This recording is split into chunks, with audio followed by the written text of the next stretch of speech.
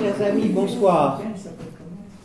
Jean-François Colosimo vient nous présenter très régulièrement ses livres depuis bien longtemps. Il a même fréquenté cette maison quand il était étudiant. Je suis donc vraiment très content de l'accueillir. Il va nous présenter son nouveau livre, d'une grande ampleur, pas seulement le poids, mais la réflexion est impressionnante. Jean-François, tu as la parole pour trois quarts d'heure à peu près. Ensuite, si tu veux bien, tu répondras à nos questions. Très bien. Effectivement, merci Bertrand. Je suis toujours heureux de me retrouver dans cette maison où j'ai été formé et qui continue pour moi d'être pleine d'enseignements, particulièrement évidemment tes éditoriaux. Je suis toujours ému de retrouver cet endroit, je le dis sincèrement. Et donc je vais essayer d'échanger avec vous peut-être un peu autrement que je ne fais d'habitude lorsque je fais des conférences sur ce livre. Conférences toujours mal à l'aisée, plutôt guère aisée parce que voilà, je ne suis pas sûr moi-même d'avoir peut-être tout compris ce que j'ai fait. Et je ne suis pas sûr surtout que on puisse le résumer si facilement, parce que c'est un livre qui m'a échappé. D'où d'ailleurs sa taille, il m'a échappé, mais il est parti d'une préoccupation très simple, à savoir que c'est un livre qui critique les Lumières. Alors bon, si les Lumières, c'est le grand récit de l'émancipation, l'avènement de la raison critique, l'égalité des hommes, etc., on sera tous d'accord et il n'y a pas de sujet. Mais les Lumières, ce n'est pas que ça. La face obscure des Lumières, c'est en fait cette idée d'un pur commencement qui serait à soi-même son commencement pour simplement commencer, et avec en creux le mythe en fait prométhéen d'une humanité autonome capable de s'auto-diviniser.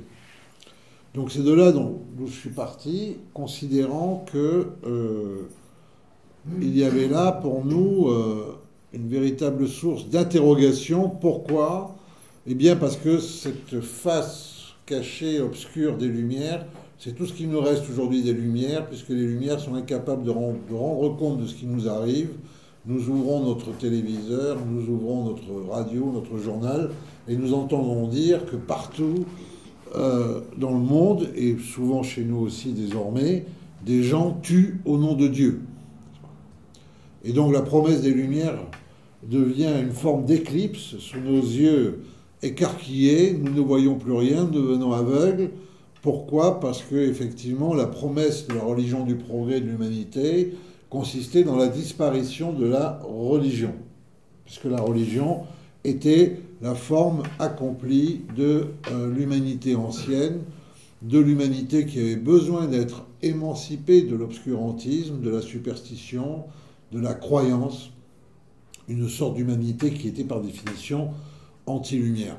D'où d'ailleurs les discours incessants sur le fait que nous assisterions à un retour du religieux, une revanche de Dieu, voire un retour du Moyen-Âge. Donc mon livre entend disculper le Moyen-Âge. Le Moyen-Âge n'y est pour rien. Arrêtons de dire du mal du Moyen-Âge. Jamais au Moyen-Âge on aurait imaginé une telle industrie au sens propre de la mort dans son lien avec la technique. Par rapport à cela, il est clair que, en fait, la religion ne revient pas, il n'y a pas de retour du fait religieux, parce que le fait religieux ne nous a jamais quittés, non pas parce qu'il y aurait toujours eu des catholiques, des bouddhistes, des protestants, des animistes, mais parce qu'en fait, la modernité qui prétendait abolir la religion n'a cessé en fait de construire et de bâtir des systèmes religieux évidemment encore plus oppressifs et plus meurtriers que ne l'avaient jamais été les religions historiques, et ce pour une simple raison, c'est comme pour le plombier, la religion, il vaut mieux s'adresser à des professionnels, n'est-ce pas, depuis 2000 ans, plutôt que de se référer à des bricoleurs, fussent-ils d'ailleurs de génie comme Robespierre. Bricoleur de génie parce que lui, c'est contre finalement Hébert, qui croit en une révolution athée, que la Révolution a besoin d'une religion, et d'ailleurs, comme il ne veut pas du christianisme, parce que 1789, je le raconte aussi, en raison de l'apport des jansénistes, a été vraiment a été porté par un climat d'ébullition qu'on qualifierait volontiers de christique, donc contre ce christianisme qui, pour lui, représente la révolution inachevée, Robespierre veut bâtir une religion, il va le faire, c'est évidemment le culte de l'être suprême, et c'est une proposition très sérieuse, parce que Robespierre pense que sans croyance dans l'immortalité, on ne peut pas bâtir la vertu citoyenne, la vertu politique, et sans croyance dans l'immortalité, on ne peut pas surtout dépêcher les hommes à la mort. Alors c'est pour ça que ce livre, vous voyez, je fais là une parenthèse, porte comme sous-titre « Religion, guerre, civilisation », parce que non seulement c'est la religion qui mute à partir du XVIIIe siècle, mais la guerre mute en même temps que la religion, et on passe effectivement de batailles militaires qui sont exécutées par des professionnels au phénomène de la conscription, lequel phénomène de la conscription va amener aux hécatombes de 1914-1918. Hein, c'est le 24 août 1914, bataille des frontières. Ce sont 27 000 Français qui tombent dans une opération coûte que coûte. Le ministre de la guerre ne pointe pas son nez hors de son bureau, n'est-ce pas? Et on peut dire d'ailleurs que la Troisième République se survivra grâce au culte des morts. Mais cette guerre, elle change évidemment aussi tout de suite après, en 1939-1945, avec l'implication de la totalité des populations civiles sous les bombardements. Hein, c'est Dresde contre Coventry. Femmes, enfants sont embarqués dans la guerre, qui évidemment se fait spectaculaire. Et ce qui m'importe là, suivant Carl Schmitt, dont on a un éminent spécialiste ici, notre ami Bernard Bourdin, c'est qu'en même temps que la guerre devient générale, en même temps qu'elle transforme le citoyen en soldat, elle fait apparaître son pendant qui est le partisan, c'est-à-dire le paysan qui, lui, n'est pas transformé en soldat parce qu'il ne porte pas d'uniforme, qui reste un irrégulier et qui, dans un rapport dissymétrique, va dans un premier temps essayer de défendre sa terre, son clocher, son village, ce que Schmitt appelle le partisan tellurique, lequel, sous la modification, encore une fois, de la Révolution et des Lumières, va devenir le partisan révolutionnaire, qui, lui, n'est pas tellurique, n'est pas enraciné, qui est mobile, qui est internationaliste, et dont je pense que le djihadiste est aujourd'hui une figure. Voilà. Pour aller très vite, pour essayer de poser des choses. Alors je disais donc, modification de la guerre, et puis, troisième chose, modification aussi du concept de civilisation. C'est à partir du XVIIIe siècle que civiliser existe sous une forme véritablement active, transitive, n'est-ce pas? Jusque-là, la civilité, c'est simplement le règne des lois qui définit une cité dans laquelle il faut entrer pour y habiter. La civilisation devient une action, un façonnage, là encore, l'usine, la fabrique, et on voit apparaître des civilisations qui vont évidemment être hiérarchisées d'un point de vue occidental. Et comme, en fait, l'Occident, dans son essor planétaire,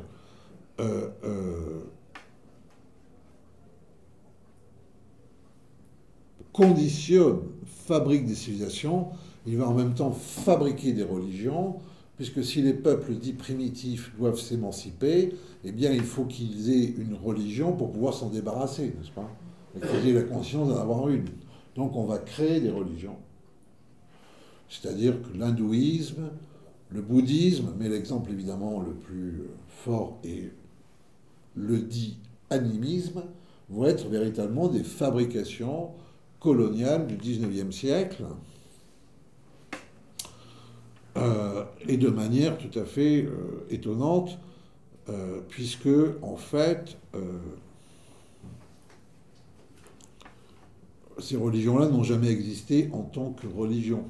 Non pas que les Indiens n'avaient pas des cultes et des pratiques, mais la formation d'un hindouisme structuré sur un modèle religieux supposé comme tel au XIXe siècle, c'est-à-dire des fondateurs, des textes sacrés, une caste sacerdotale, des mystiques, une religion populaire. Tout ça, évidemment, allant du plus haut au plus bas, de manière dégradée, n'est-ce pas, cette conception, parce que plus la religion est intellectualisée, évidemment, pour nous modernes, plus elle est, en quelque sorte, purifiée, n'est-ce pas.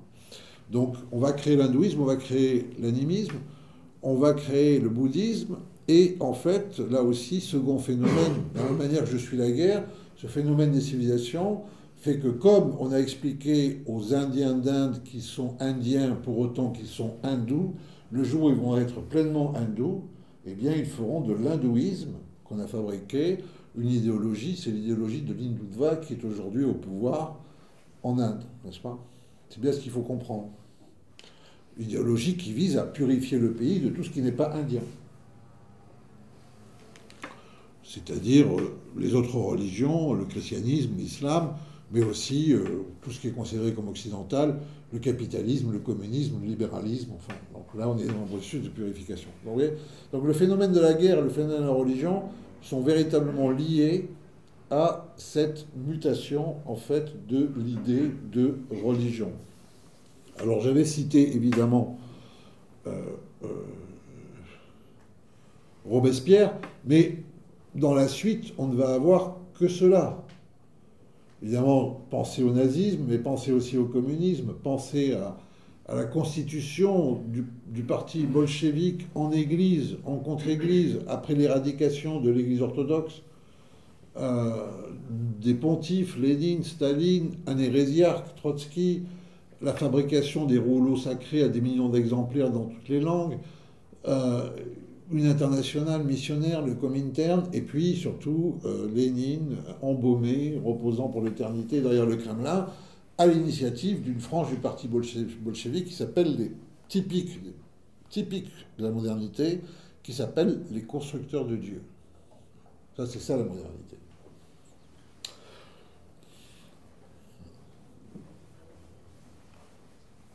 Au passage, d'ailleurs, ces constructeurs de Dieu, leur membre le plus éminent est le patron de l'Institut de la transfusion du son de Moscou, qui considère que, en fait, si on arrivait à faire circuler le sang des prolétaires régénérés par le communisme, parce qu'il y a la grande idée de régénération derrière tout ça, évidemment, si on arrivait en fait à transfuser le sang des prolétaires régénérés, comme ça, on arriverait à créer finalement une humanité une, tu vois, en prenant le sang des uns, en le transfusant aux autres. On est donc véritablement aussi, non pas dans un délire scientiste, mais dans un délire gnostique. Et je crois que c'est un mot aussi très très important parce que cette modernité, elle emporte une gnose. Voilà. Donc ces trois termes sont parfaitement liés. Pour mémoire aussi, évidemment, c'est plus pittoresque, un peu moins tragique. La Troisième République se constitue véritablement à un moment en tant que véritable organe religieux. Pensez évidemment au Panthéon, pensez au catéchisme républicain, au baptême républicain, etc. Et pensez que le jour où le Saint-Siège finalement canonise Jeanne d'Arc pour un peu s'excuser d'avoir été, peut-être durant la guerre de 1914-1918, pas franchement pro-français, au même moment, la République décide de transférer au Panthéon le cœur embaumé de Jaurès, c'est-à-dire la relique. Voyez. Donc on ne sort pas de la religion. Alors c'est un premier problème que pose la modernité, c'est cette fabrication de systèmes religieux liés véritablement aux mutations de la guerre et la notion de civilisation. Le deuxième problème que pose ce livre, ou que ce livre essaie de poser, c'est par rapport à ce phénomène-là, qu'est-ce que, en fait, on peut entendre sous le vocable de théologie politique qui est devenu une tarte à la crème de tous les... Je dirais, voilà, il y a une théologie politique chez Saint-Augustin, il y a une théologie politique, je sais pas, chez n'importe quel auteur qu'on voudra, il y a des théologies politiques partout, etc. Moi, je pense que c'est un terme, en fait, inventé, plutôt je le sais, c'est un terme inventé par Bakounine et qui est repris par Carl Schmitt, qui est le grand juriste de la République de Weimar, mais qui va être tout à fait tenté par le nazisme, en tout cas par l'idée au moins de manipuler le nazisme. et que ce concept de théologie politique, c'est très exactement la modernité et la sécularisation. La sécularisation, c'est le passage à l'État souverain des attributs du Dieu souverain, en attendant que la liquidation de l'État ou sa déliquescence finisse par couronner l'individu souverain. Donc, de ce point de vue-là, la théologie politique, c'est-à-dire le fait de l'absolutisation du politique, la divinisation du fait social, c'est très précisément un phénomène moderne, et qui plus est, je prétends que c'est un phénomène moderne qui est en rupture complète avec ce que la tradition chrétienne, à partir de l'Église impériale, la conversion de Constantin, avait pu apporter très précisément comme distinction. Et c'est pour ça d'ailleurs que, au passage, pour ceux que ça intéresse, je ne suis pas d'accord avec Marcel Gauchet sur le fait que le christianisme serait la religion de la sortie de la religion, et que la sécularisation serait un long fleuve tranquille, parce que très précisément, la sécularisation n'a pu agir qu'en supprimant les garde-fous que le christianisme avait pu instaurer en véritablement séparant l'ordre du politique de l'ordre du religieux. Voilà. Et donc, pour moi, Carl Schmitt fonctionne tout à fait comme un prophète, mais un prophète inversé, une espèce de voix démoniaque, impossédée, qui nous raconte véritablement le monde d'aujourd'hui. Et la grande théorie de Carl Schmitt, je vais me faire corriger tout de suite, mais je vais essayer de la résumer, c'est que ce qui caractérise le politique, c'est la décision. C'est une décision en fait pour l'être, une décision pour la vie. Cette décision, elle passe par le fait, elle passe par-dessus le droit. Elle s'adresse en fait à une figure de l'ennemi qui doit être véritable, parce qu'on se constitue par rapport à l'ennemi, et cette décision, elle autorise en fait à exercer, il n'est pas d'accord, elle autorise à exercer en fait l'état d'urgence ou l'état d'exception, lequel état, ce qui ne veut pas dire d'ailleurs que Schmitt ne soit pas démocrate, hein. Au passage, il admet très bien qu'il puisse exister des démocraties pour autant qu'elles soient parfaitement homogènes et que chaque individu citoyen soit prêt à donner sa vie pour la totalité. Donc, dans ce Carl Schmitt, qui est aussi donc l'auteur de cette théorie du partisan, je vois quelqu'un qui décrit parfaitement ce monde moderne. Et donc la théologie politique, c'est ce dont rêvent en fait à peu près tous les régimes modernes depuis qu'ils se sont constitués, alors de manière évidente dans les totalitarismes, qui peuvent être athées ou pas, et de manière évidente aussi dans ce qu'on appelle aujourd'hui donc le retour de Dieu et la formation un peu partout, effectivement, de régimes à forte tonalité confessionnelle. On parlait de l'Inde et de l'hindouisme. Vous voyez bien qu'en Chine, le président actuel rêve d'une Chine revenant au confucianisme. M. Poutine en Russie est le grand gardien de l'orthodoxie. Donc ce phénomène-là, il est véritablement global. Et effectivement, pourquoi? Parce que là encore, rien ne revient. Mais lorsqu'on a utilisé tout l'arsenal de l'anti-religieux, on se dit qu'après tout, et c'est tout ce qui reste, il vaut mieux revenir à la religion, au fond religieux. Alors, mes considérations me portent quand même à deux choses. La première, c'est le destin de ce terme de civilisation jusqu'à la théorie de Samuel Huntington, que vous devez tous un peu connaître, à savoir que pour Samuel Huntington, les conflits, les guerres ont été jusqu'en 1789 des guerres d'appropriation, des guerres de conquête, des guerres d'intérêt. De 1789 à 1989, des guerres idéologiques, le camp du bien contre le camp du mal, et vice-versa, choisissez le vôtre. Et que depuis 1989, il répond à son disciple Francis Fukuyama qui prétend qu'il y a une fin de l'histoire, que la fin du communisme est l'avènement d'un monde nouveau, la mondialisation heureuse. Donc Huntington dit non, désormais il doit y avoir des grands conflits qui sont des conflits de civilisation, les dites civilisations étant définies par leur fond religieux. Alors il en voit 7 ou 8. Ça varie un tout petit peu parce qu'il hésite à faire de l'Afrique une civilisation. Non pas par mépris du tout pour les Africains, mais parce que pour lui, une civilisation, c'est aussi un système belliciste. Donc il ne voit pas très bien comment l'Afrique se projetterait, en quelque sorte, à l'extérieur d'elle-même, comme avec une volonté d'hégémonie. C'est pour ça qu'il hésite là-dessus. Le monde de Huntington, c'est un monde un peu quand même de la sélection naturelle, hein, même si c'est élargi au niveau des civilisations. Alors, dans ces 7-8 blocs, il y a évidemment des choses qui semblent évidentes, mais qui ne le sont pas.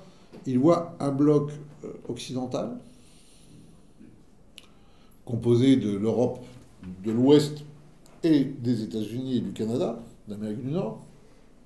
Est-ce que ce bloc existe? On va en parler tout à l'heure. Il voit un bloc, évidemment, islamique. Bon, là, c'est assez clair. Il semble que les sunnites et les chiites n'aient pas envie de lui faire plaisir parce qu'ils préfèrent se combattre plutôt que de s'unir pour nous combattre. Donc le bloc est fissuré de l'intérieur. C'est ça le problème de la théorie de Huntington. Un bloc slavo-orthodoxe. Tous les orthodoxes se réuniraient autour de Moscou. Bon, la Bulgarie, la Roumanie, la Grèce font partie de l'Union européenne, de l'OTAN, etc., etc., etc. Donc la seule chose qui soit à peu près vraie chez Huntington, c'est l'intuition, à savoir qu'effectivement, face à une mondialisation qui est centripète, qui ramène au centre, sur un rail unique, un modèle unique de consommateur universel, ce que vous voyez tous, lorsque vous allez dans les villes aujourd'hui, dans les centres-villes, ce sont les mêmes magasins, la même nourriture, lorsque vous allez au téléviseur, les mêmes séries, etc. Face à ce resserrement de l'humanité sur un modèle unique centripète, eh bien, de manière centrifuge, les identités explosent, fulminent, se révoltent, et elles creusent pour pouvoir se donner les moyens de résister. Et pour pouvoir se donner les moyens de résister, mais quand on touche le fond du fond, il y a la religion, parce que la religion, c'est l'arme absolue, parce que la religion, en fait, elle est la meilleure raison de donner, la meilleure raison qu'on puisse donner pour vivre, mais aussi pour mourir. Donc de ce point de vue-là, Huntington n'a pas complètement tort, il y a un problème donc du religieux. Et là, retour à mon livre, quel religieux, n'est-ce pas? Voilà. Et donc, les religions elles-mêmes ont muté, et la religion qui a le plus muté probablement sous la modernité, c'est l'islam, qui avait une constitution, pour le coup, théologico-politique, une forme brute d'être à la fois un système de croyance et un système politique. Mais cet islam, en fait, depuis le XVIIIe siècle, qui est le moment où apparaît le wahhabisme dans la péninsule arabique, mais cet islam, à travers ses meilleurs théoriciens, il n'a pas cessé de vouloir s'adapter à la modernité telle qu'il comprenait la modernité. Et donc, cette adaptation à la modernité, ça donne très précisément l'islamisme. Donc il faut arrêter d'ennuyer les musulmans en leur disant de nous faire un islam des Lumières réformé et moderne, parce qu'ils l'ont fait, et cet islam-là s'appelle l'islamisme. C'est ça qu'il faut comprendre. Si on ne veut pas comprendre ça, on ne va rien comprendre à ce qui s'est passé. Au passage, d'ailleurs, j'ai oublié de le mentionner, parce que l'esprit est certainement embrouillé, mais un des meilleurs exemples de ce rapport entre religion, guerre et civilisation, c'est que, alors qu'on fabriquait de l'hindouisme pour les hindous, les Japonais, qui ont un sens très fort de l'indépendance et qui ont un sens très fort de la copie, ils créent dès l'ère Meiji, dès 1880, dès qu'ils se rouvrent à l'Occident, ils créent une religion d'État qui s'appelle le shintoïsme d'État, qui est un culte impérial qui n'empêche pas les croyances d'ailleurs annexes, et qui est véritablement le Japon armé, le Japon des kamikazes, au point que, dès 1945, les Américains, qui sont très forts aussi en religion civile, voient tout de suite le problème et interdisent le shintoïsme d'État, n'est-ce pas? Qui est véritablement la religion du Japon belliciste. Alors donc, tout ça nous ramène au problème du religieux, et qu'est-ce que c'est au fond que le religieux? L'islam, on a parlé du Japon, ses mutations modernes. En fait, nous sommes en train de revenir à la définition qu'avait Rome du religieux. Puisque religio, c'est un mot latin. Pas sûr que d'ailleurs ce soit un mot traduisible dans les autres langues. la religion à Rome, c'était le culte impérial, les rites homologués dans les temples prescrits, et le culte des ancêtres dans le foyer familial. Tout le reste qui relevait des mystères, des cultes, des croyances, les latins, les romains appelaient ça la superstition. Et vous étiez libre de vos superstitions tant qu'elles ne venaient pas troubler l'ordre public, tant qu'elles n'étaient pas contraires à la mixité. La religion, c'était la politique. Point barre. Et c'est pour ça d'ailleurs que la science des religions qui naît avec le monde moderne a passé son temps en fait à en quelque sorte renoncer à elle-même, renoncer à son objet parce qu'on ne sait pas ce que c'est une religion. Alors, il y a les définitions essentialistes, c'est un système transcendant avec un principe. Manque de bol, le bouddhisme ne rentre pas dedans. C'est une fonctionnalité, c'est ce qui fait se tenir les hommes entre eux dans l'horizontalité par rapport à des représentations invisibles verticales. Alors là, manque de bol, on en arrive à la religion du football et ça devient un concept quand même entre eux. Donc la science des religions n'a jamais utilisé la religion parce que en fait, ce qui nous est quand même opaque, c'est que en fait, la religion, c'est la politique moderne. C'est la politique antique, c'est la politique moderne. Et que en fait, donc, j'examine beaucoup ça, les chrétiens, il y a eu une tentation chrétienne de la théologie politique, de la mixité, c'est l'arianisme, c'est-à-dire la divinisation du pouvoir politique. Et c'est très précisément ce que le christianisme a refusé. De la même manière, donc, ce livre invite à relire un peu quelques épisodes chrétiens. Par exemple, c'est vraiment l'Église qui invente le siècle, l'espace séculier, les prêtres séculiers, n'est-ce pas, qui ne sont pas des prêtres réguliers, qui ne sont pas ceux qui sont sous la règle. Mais en même temps, c'est l'Église qui combat la sécularisation la plus profonde, et là, Gaucher ne le voit pas, la sécularisation la plus profonde que promeut l'Empire. Parce que lorsque l'Empire veut désigner les évêques, c'est lui qui sécularise. C'est ça la sécularisation. Et lorsque l'Église combat l'Empire et refuse les investitures, c'est l'Église qui sauve l'autonomie du politique en distinguant les ordres. Parce qu'il n'y a pas que des ministres du culte, il y a aussi des ministres de l'État. Donc on ne veut pas voir tout ça, et donc on est un peu, je le répète, aveuglé. Alors, pour conclure, on a parlé de l'islam, on a parlé du Japon, mais évidemment il y a l'Amérique, le Nouveau Monde, et je vais finir là-dessus. Eh bien c'est très simple. L'Amérique,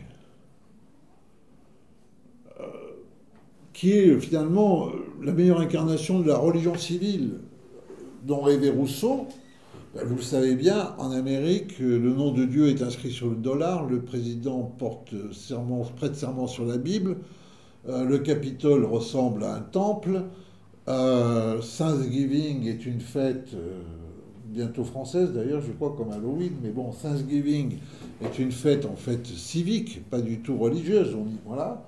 Et comme on le sait très bien, en Amérique, les églises sont libres de l'État, mais l'État n'est pas libre de Dieu, bien que ce Dieu soit en quelque sorte un Dieu inconnu ou inconnaissable, parce qu'il n'a qu'une fonction en fait d'unité.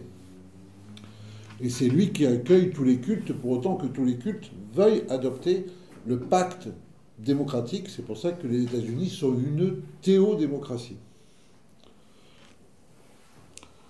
Alors ces États-Unis qui évidemment ont accédé à la puissance, à l'hyperpuissance, un peu moins aujourd'hui, eh bien, je note que dans la suite de mon livre, ils ont deux ambitions. D'abord, l'ambition civilisatrice reste entière chez eux, hein, mais c'est aussi parce qu'ils ont cette religion impériale, qu'ils sont capables de dépêcher des boys à l'autre bout du monde, qui vont aller mourir pour des idéaux complètement abstraits, lorsque nous-mêmes, nous n'arriverons plus aujourd'hui à mobiliser un seul gamin pour aller défendre les frontières de l'Europe. D'ailleurs, même si on en trouvait un, comme les frontières de l'Europe, personne ne sait où elles sont, il aurait du mal à les défendre. Donc,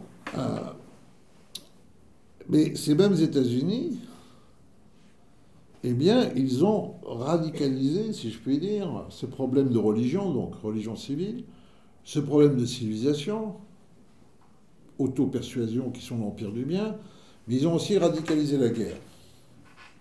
Et ce sont eux qui, véritablement, et on peut dater cette mutation et le déclin de l'Europe, de leur intervention, en fait, dans les affaires militaires de l'Europe, et la rupture, en fait, de l'ancien ordre westphalien, vous voyez, c'est l'ordre qui avait été hérité des guerres de religion, très précisément en Europe, à peu près, donc, entre 1900 et 1918, leur influence grandissante pour imposer un nouvel ordre du monde.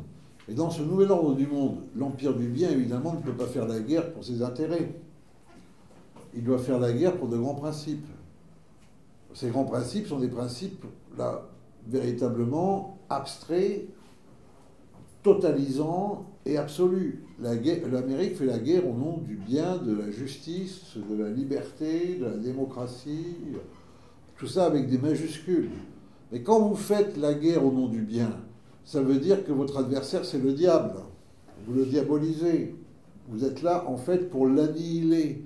Vous êtes là pour l'annihiler, soit en le détruisant militairement, soit en le convertissant à ce que vous êtes. Il n'a aucune chance de préserver son identité sous quelque forme que ce soit, même si vous arriviez à le désarmer. Votre problème, c'est pas de le désarmer, c'est de le civiliser.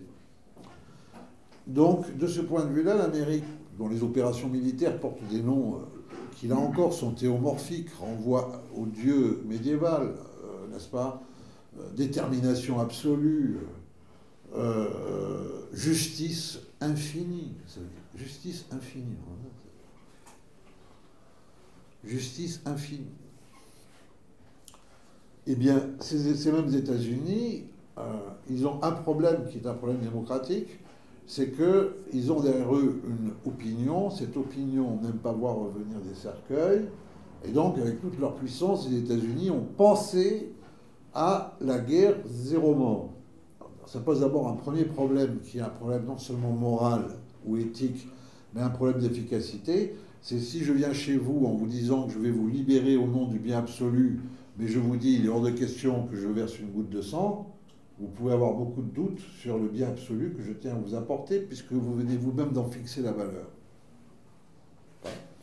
Et la doctrine, donc, du zéro mort dans les troupes américaines ou alliées, zéro mort dans les populations civiles, ou alors ce sont des dommages collatéraux, zéro mort même peut-être, ou moins de morts possible chez l'adversaire, eh bien, qu'est-ce que ça encourage dans le rapport dissymétrique avec le partisan ?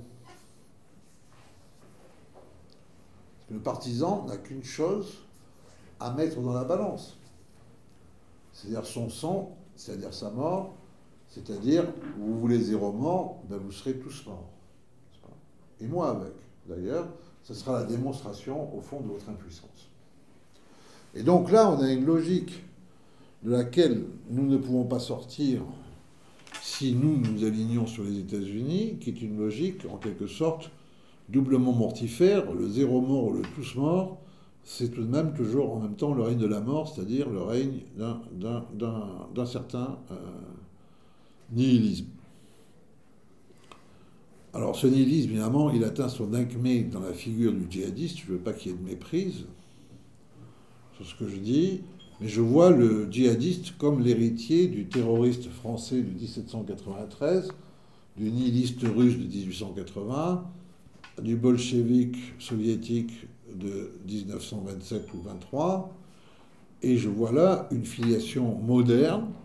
Et si nous ne voulons pas nous pencher sur cette filiation moderne, nous ne saurons pas comment en fait résister à ce qui arrive, parce que soit en fait nous accuserons encore une fois le Moyen-Âge,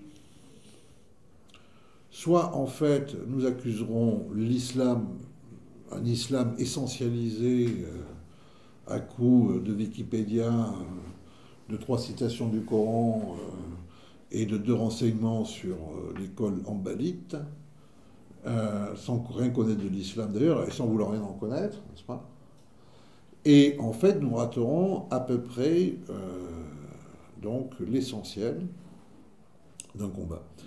Dans cet essentiel de combat, je reste tout à fait persuadé, c'est ce sur quoi s'ouvre le livre, j'oppose la figure de Carl Schmitt à celle du général de Gaulle, et j'essaie de dessiner ce qu'était la philosophie instinctive de la résistance qu'a posée le général de Gaulle, et celles et ceux qui étaient autour de lui, Et je pense qu'il y a là encore pour notre pays de quoi puiser plutôt que de s'aligner effectivement sur une Amérique dont je ne suis pas sûr, et je ne suis pas le seul, je cite beaucoup de théologiens américains à cet effet, dont je ne suis pas sûr que non seulement elle soit chrétienne, mais dont je serais plus tendance à penser qu'elle dévoie fondamentalement le christianisme. Voilà, donc j'ai fait, je crois, mes 40 minutes. On s'arrête là pour l'instant. Voilà à peu près, bon.